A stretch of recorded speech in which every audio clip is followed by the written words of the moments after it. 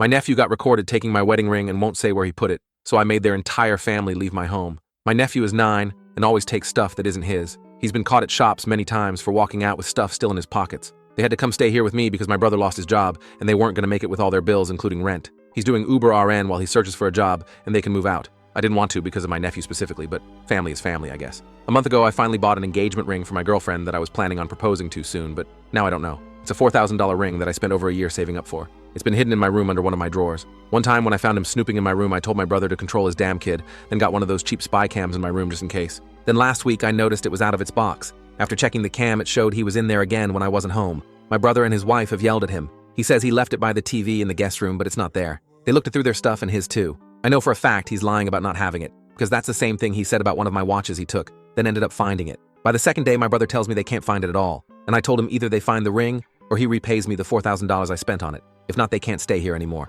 My brother got really upset. He told me I know how their situation is right now. And yeah, it's a tough spot, but I couldn't ignore the fact that his kid he can't parent took something extremely important to me that costed a lot of time and money. They were given a week to leave my house if they don't find the ring. They're having to stay at a cheap motel, but my brother won't stop begging to come back because what they're paying right now each night is coming directly out of their savings. He won't stop calling me heartless about letting something like this come between helping them out through a difficult time, and my nephew keeps saying he's sorry. It's just hard right now to want them around. Don't even know what to do about the ring, and every time I think about it, it just makes me so mad that it's hard to care about their situation. Update. I found the ring. It was a stressful day doing a deeper search in my house, trying to think like my nephew, and looking in places where I think he'd hide something if he really didn't want it to be found. And the decision was, if it really wasn't found, and my brother wasn't able to get him to talk, or they wouldn't be able to pay back what I'm owed, then the police would get involved. He did beg me not to, but I told him then, you better pray I find it, or you come up with the money to pay me for it. Guess both our prayers worked because guess where I found it? In the freaking sink. The sink. It was the sink that was in their guest room. I'm glad he didn't just throw it away. You guys don't know how freaking relieved I was to find it.